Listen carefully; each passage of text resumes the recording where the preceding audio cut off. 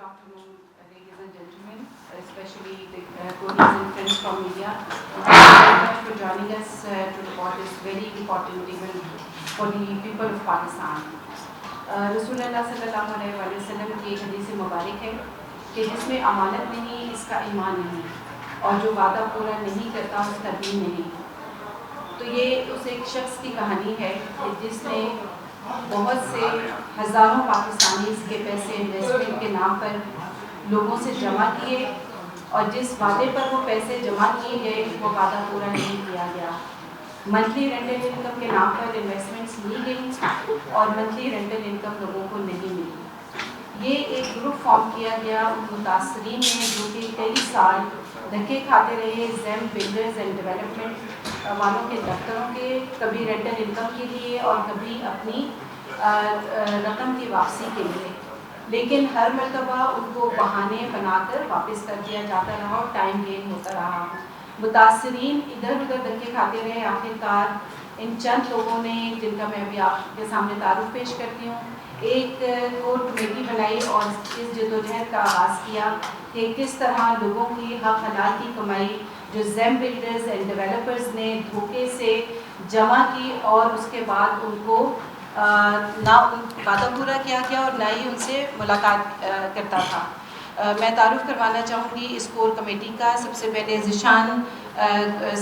नसीम अहमद कुरैशी साहब हैं जो कि चेयरपर्सन है इस कोर कमेटी के, और इन्होंने अपनी जद्दोजहद का आगाज़ किया और इसी तरह ये काफ़िला बनता गया और आज हम आपके सामने मौजूद हैं। उसके बाद हमारे साथ मौजूद हैं रिटायर्ड कर्नल इरफान मलिक साहब। इरफान मलिक साहब का इंटरव्यू ये है कि इन्होंने बहुत सालों से एक कानूनी जद्दोजहद कर रहे हैं कि लोगों के पैसे जो ज़ैम बिल्डर्स एंड डेवलपर्स के पास फंस गए हैं ताकि वो किस तरीके से लोगों को उनका हक दिलाया जाए। उसके बाद हमारे साथ मौजूद है जहांगीर अख्तर साहब जो कि बहुत लंबी जद्दोजहद है जिनकी, और इनका ताल्लुक भी रियल इस्टेट के साथ है, और इनकी सफरिंग ये है कि इनके वादे के ऊपर और इनकी क्रेडिबिलिटी के ऊपर लोगों ने इन्वेस्टमेंट की, इनकी अपनी इन्वेस्टमेंट भी फंस गई और इनके वादे के ऊपर जिन लोगों ने इन्वेस्टमेंट की वो भी सारे फंस गए। उसके बाद हमारे साथ हमजा साहब मौजूद हैं। अभी जब प्रेस कॉन्फ्रेंस आगे की तरफ चलती है तो हम आपका तारुफ करवाएंगे कि वो एक हमारे इफेक्टिव हैं जिनकी डेथ हो चुकी है, उनके फर्जंद हैं। वो आपको बताएंगे कि उनके फादर ने किस तरह जद्दोजहद की और इस जद्दोजहद में वो अपनी जान से चले गए। हमारे बहुत से मुतासरीन हैं जो इस जद्दोजहद में इनके दफ्तरों पे धक्के खाते रहे। कुरैशी साहब जिस वक्त आपके सामने तफसील पेश करेंगे तो आप जानेंगे कि लोगों ने किस तरह स्ट्रगल की है। डायलिसिस हो रहे थे ब्रिगेडियर साजिद साहब के, और उसके बावजूद वो उसके दफ्तरों के चक्कर काट रहे थे और कोई बात नहीं बन रही थी। नेहाज साहब हमारे साथ इनकी लीड ऑर्गेनाइजेशन को सर्व कर रहे हैं बहरिया टाउन की पर्टिकुलरली। जब हम मूव करते हैं तो ये अपना इंट्रोडक्शन भी डिटेल्स में देंगे। मैं फ्लोर देती हूँ कुरैशी साहब को, वो कि प्रेस कॉन्फ्रेंस का बाकायदा आगाज़ करें। शुक्रिया। हेलो हेलो बिस्मिल्लाहिर्रहमानिर्रहीम। मैं ज़ैम बिल्डर मुतासरीन की कोर कमेटी के चेयरमैन की हैसियत से आप सब लोगों को यहाँ पे खुश आमदीद कहूँगा, और मैं आप लोगों का तहे दिल से शुक्रगुज़ार हूँ कि इस बिज़ी स्केजुअल से, जहाँ पे बजट, कश्मीर और जेबी इलेक्शन का सारा मामला चल रहे हैं मुल्क में, आपने ये वक्त निकाला और हमारे पास आए और मुतासरीन की आवाज़ बने। जैसा कि मैडम ने बताया कि ये सिलसिला जो है ये प्रॉपर्टी करप्शन का पाकिस्तान में नया नहीं है, ये बहुत मुद्दों से चल रहे हैं और मुख्तलिफ लोग आते हैं, लूटते हैं और भाग जाते हैं, और अनफॉर्चुनेटली हम कुछ नहीं कर पाते। उन्हीं में से एक ज़ीशान अकरम कुरैशी भी है, और उसने जो करप्शन का और लूटने का जो मॉडल इख्तियार किया वो एक्चुअली दुबई से और दूसरी गल्फ़ स्टेट से लेकर आए। और वो मॉडल क्या था कि किसी भी हाई राइज बिल्डिंग या बड़े मॉल का अनाउंस कर दिया जाता प्रोजेक्ट का, और उसके लेआउट प्लान के ऊपर ही उसमें बनने वाले यूनिट्स जो हैं वो लोगों को फ़रोख्त करने शुरू कर दिए जाते, मार्केटिंग की जाती और लोगों को फ़रोख्त करने शुरू कर दिए जाते, जिनमें शॉप्स भी थी, दफातर भी थे, रेजिडेंशियल फ्लैट्स भी थे। اور اس پروجیکٹس کی کوئی نہ کوئی مدت تکمیل بھی بتا دی جاتی کہ یہ 3 سال میں پروجیکٹ کمپلیٹ ہو جائے گا اور آپ کو اس کی پوزیشن دے دی جائے گی جو پراپرٹی آپ نے خریدی ہے. چونکہ لوگوں نے پیسے اپ فرنٹ پے کیے ہوتے تھے, ایڈوانس میں سارے پیسے پے کر دیے جاتے تھے, اور پوزیشن جو ہے وہ 3 سال یا 2 سال ایز پر دا پروجیکٹ وہ ملنا ہوتی تھی پوزیشن. تو وہ جو پوزیشن کا پیریڈ ہوتا تھا اس میں یہ لوگوں کو ROI کی صورت میں, ریٹرن آن انویسٹمنٹ کی صورت میں منتھلی رینٹل پے کرتے تھے کہ ہم آپ کو اتنا منتھلی رینٹل پے کریں گے, ونس پروجیکٹ از کمپلیٹڈ تو ہم آپ کو پروجیکٹ جو ہے آپ کا یونٹ ہینڈ اوور کر دیں گے, اور آپ پھر اس کے ساتھ آپ فردر رینٹ آؤٹ کرنا چاہیں, بیچنا چاہیں یا اپنا بزنس کرنا چاہیں تو آپ کر سکتے ہیں. یہ ماڈل دبئی میں اور دوسری جگہوں پہ تو بڑی کامیابی سے چلتا رہا ہے اور ابھی بھی چل رہا ہے, کیونکہ وہاں پہ رولز ریگولیشنز ہیں اور قانون سے ہٹ کر وہاں پہ کوئی چیز نہیں ہو سکتی. انفارچونیٹلی جب یہ ماڈل پاکستان میں آیا تو ذیشان اکرم قریشی صاحب جیسے نوسر بازوں کے ہاتھ ایسے پروجیکٹ لگ گئے. وہ بیریا میں آلریڈی انوالو تھے اور ان کی شاگردی میں تھے جو کہتے تھے کہ فائلوں کو پہیے لگانے ہیں, جنہوں نے یہ اصطلاح پاکستان نے استعمال کی تھی. تو جیسے تیسے کرتے ذیشان اکرم قریشی نے بیریا ٹاؤن سے کچھ گرے اسٹرکچرز لیے اور کچھ پلاٹس لیے, اور ان کے اوپر ڈفرینٹ ناموں سے پروجیکٹس اناؤنس کر کے ان کی مارکیٹنگ شروع کر دی گئی. اور پھنسنے والے کون سے لوگ تھے, کیونکہ یہ ROI بیس سے منتھلی رینٹل ان کا ملنا تھا, تو زیادہ لوگ وہ تھے جو سرکاری ملازمین تھے ریٹائرڈ, ان کو پینشن اور ان کی رقمیں ملی ہوئی تھی ریٹائرمنٹ کے وقت, انہوں نے انویسٹ کر دیے یہ سوچ کر کے چلیں ہمارا منتھلی انکم آتی رہے گی, ہم اپنے بچوں کی پڑھائی یا اپنا کچن چلاتے رہیں گے. یا مسلح افواج کے ریٹائرڈ ملازمین تھے جن کا دور دور تک کوئی بزنس سے تعلق نہیں تھا, کیونکہ بزنس مین کبھی بھی ایسی جگہوں پہ انویسٹ نہیں کرتا. اس کے پاس اگر 1 کروڑ ہوتا ہے تو وہ بزنس میں 1 کروڑ انویسٹ کر کے اس کے 2 کروڑ بنا لیتا ہے. مسئلہ ہوتا ہے سرکاری ملازمین کا کہ جن کو بزنس کا کچھ پتہ نہیں ہوتا, اور پاکستان جیسے ملک میں بزنس کرنا بھی کوئی آسان نہیں ہے, ٹھیک ہے, بہت سے معاملات ہوتے ہیں بزنس کے لیے. تو یہ لوگ تھے جو بیرون ملک پاکستانی سے اوورسیز پاکستانیز, ان کی میجارٹی تھی ان پروجیکٹس میں انویسٹ کرنے کی. اور وہ لوگ اس لیے انویسٹ کر رہے تھے کہ ایک تو ہمیں منتھلی رینٹل آتا رہے گا, اور ونس پروجیکٹ از کمپلیٹڈ تو ہمارا ایک ایسٹ بن جائے گا. لیکن ہوا کیا کہ ذیشان اکرم قریشی نے یہ پروجیکٹس بیچنا شروع کیے, اور شروع کے چند مہینوں میں اس نے لوگوں کو ROI دیا, اور اس کے بعد ROI دینا بند کر دیے گئے. جب لوگوں نے اس کو اپروچ کیا اس کے آفس میں تو پتہ چلا تو یہ تو فراڈ ہیں, ان کا کوئی انٹینشن ہی نہیں ہے اپنے جو زیر تعمیر پروجیکٹس ہیں ان کو تعمیر کرنے میں. کچھ پروجیکٹس اس نے گرے اسٹرکچر لیے تھے بیریا ٹاؤن سے, وہ جو 5 سال 6 سال پہلے لیے تھے ابھی تک وہ گرے اسٹرکچر ہی ہیں, ان پہ ایک اینٹ بھی نہیں لگی. اور جو پلاٹس ہے ابھی تک وہ پلاٹ ہی ہیں, ان پر ایک اینٹ نہیں لگی. آج 5 سال گزر چکے ہیں اور وہ ساری پراپرٹیز جو ہیں ویسے کی ویسی ہیں.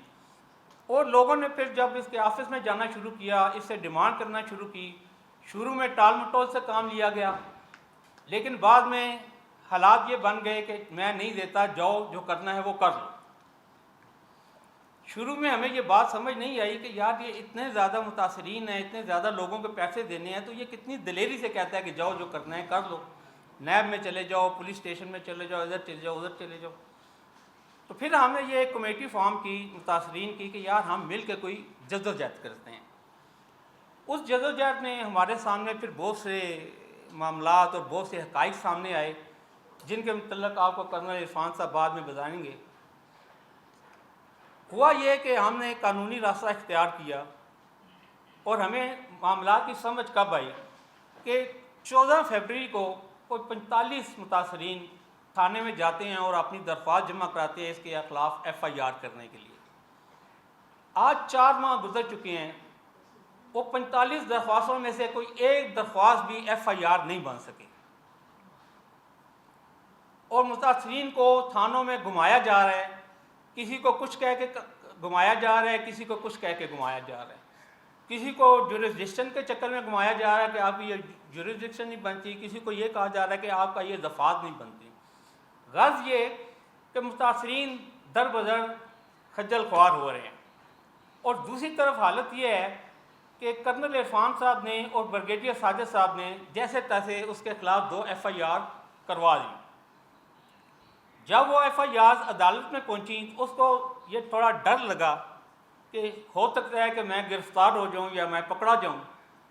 تو اس نے ایک دن DIG کو اپلیکیشن لکھی کہ میرے خلاف FIR جو ہیں وہ جھوٹی ہیں, آپ ان کی انویسٹیگیشن کریں.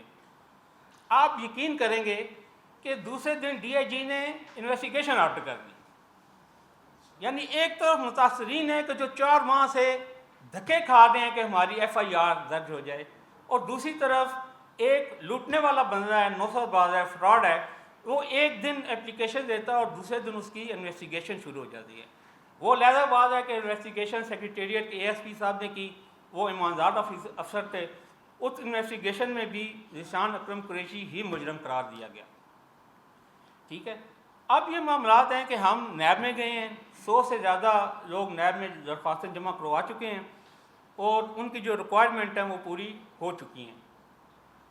اب نیب کب انویسٹیگیشن کا آغاز کرتا ہے یہ آنے والا وقت بتائے گا, لیکن ہم آپ کے پاس اس لیے آئے ہیں کہ ہم مقام بالا تک اپنی یہ باتیں پہنچا سکیں جو اس طریقے سے نہیں پہنچ پا رہے ہیں جس طریقے سے ہم پہنچانا چاہتے ہیں.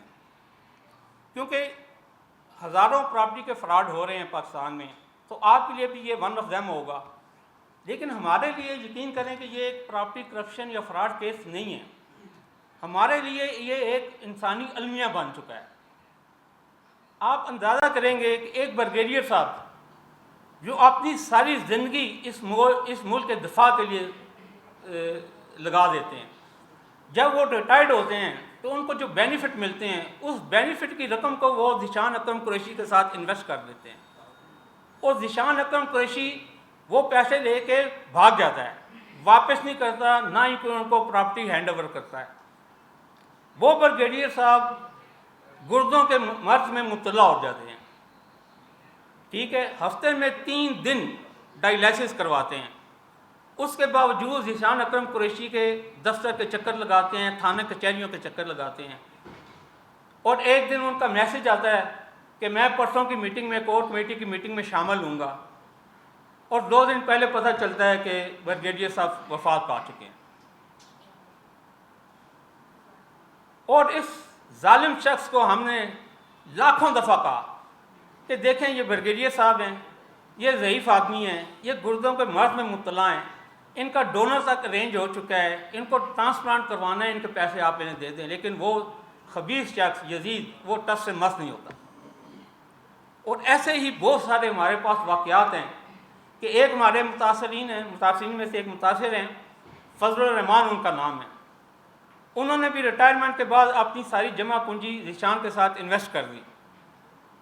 ان کی بیٹی کی شادی تھی, وہ ذیشان اکرم کے پاس شادی کے لیے پیسے لینے کے لیے آئے. اسے کہا کہ یار ساری انویسٹمنٹ آپ واپس نہ کرو, مجھے اتنے پیسے دے دو کہ میں اپنی بچی کی شادی کروا لوں. ذیشان اکرم قریشی نے ان کو ایک ڈیٹ دی کہ آپ فلان ڈیٹ کو آئیں, میں آپ کو چیک دے دوں گا, آپ جا کے اپنی بیٹی کی شادی کروا لیں. وہ واپس آئے, ہنسی خوشی, شادی اناؤنس ہو گئی, سب رشتہ داروں کو بتا دیا گیا. جب دی ہوئی تاریخ کو فضل الرحمان صاحب اس کے آفس میں پہنچے, اس نے پیسے دینے سے انکار کر دیا. اور جب یہ خبر فضل الرحمان صاحب کی زوجہ کو پہنچی, اسی وقت ان کا ہارٹ اٹیک ہوا اور وفات پا گئے. یہ ہمارے لیے ایک انسانی المیہ بن چکا ہے. کتنے لوگ ہیں جن کی بچوں کی پڑھائی متاثر ہو رہی ہے, کتنے لوگ ہیں جن کی بچیوں کی شادیاں نہیں ہو رہی کیونکہ یہ پیسے انہوں نے اس کے لیے رکھے ہوئے تھے. ٹھیک ہے, اور ہزاروں کا یہ کردار ہے کہ 4 ماہ سے ہماری ایک FIR نہیں ہوتی اور 2 دن میں اس کے لیے انویسٹیگیشن آرڈر ہو جاتی ہے. مجھے سمجھ میں نہیں آتا کہ ہمارے ادارے کہاں ہوتے ہیں جب یہ لوگ اپنے پروجیکٹ اناؤنس کرتے ہیں. سب میڈیا کے اوپر یہ ایڈورٹائز کرتے ہیں اپنے پروجیکٹس کو. یہ کسی کمرے میں بیٹھ کے تو نہیں کرتے, یہ میڈیا پہ ایڈورٹائز کرتے ہیں, تقریبات منعقد کرتے ہیں. ان کے پاس جو پیسے جاتے ہیں وہ 90% تھرو بینکنگ چینل جاتے ہیں. تو پھر ریگولیٹری اتھارٹیز کہاں جاتی ہیں؟ وہ ان سے جو ضروری وارنٹیز گارنٹیز ہیں وہ ان سے کیوں نہیں لیتی کہ اگر آپ نے ڈیلیور نہ کیا تو ہم ان متاثرین کو کہاں سے ریکوری کر کے دیں گے؟ اور فراڈ ہونے کے بعد، کرپشن ہونے کے بعد حالت یہ ہے کہ وہ 4 FIRs میں اس کی بیل کینسل ہو چکی ہے، ایبسکانڈر ہے اور ابھی تک وہ گرفتار نہیں ہو پا رہا۔ ہم آپ کے پاس اس لیے آئے ہیں کہ اللہ تعالیٰ نے ہر انسان کے لیے روزی روزگار کا کوئی ذریعہ بنایا ہوا ہے، لیکن چند شعبے ایسے ہیں کہ جہاں پہ آپ اپنے بچوں کے لیے روزگار بھی کماتے ہیں اور انسانیت کی خدمت بھی کرتے ہیں۔ انہی شعبوں میں سے ایک صحافت کا شعبہ ہے کہ آپ اس میں سے اپنا روزگار بھی کما رہے ہیں اور دکھی انسانیت کی آواز بن کے آپ اپنی آخرت کے لیے بھی کما رہے ہیں۔ میری آپ سے گزارش یہ ہے کہ ہماری ان گزارشات کو، اس اسکینڈل کو اپنے پریس میں، اپنے میڈیا پر مکمل کوریج دیں تاکہ حکام بالا تک یہ بات پہنچے اور ہماری زاد رسی ہو سکے۔ اب میں مائک ہینڈ اوور کروں گا کرنل عرفان صاحب کو، جو آپ کو بتائیں گے کہ اب تک ہم نے کون سے لیگل میجرز لیے ہیں، ان کے کیا رزلٹ ہمارے پاس آئے ہیں اور آگے ہم کیا کرنا چاہ رہے ہیں۔ شکریہ۔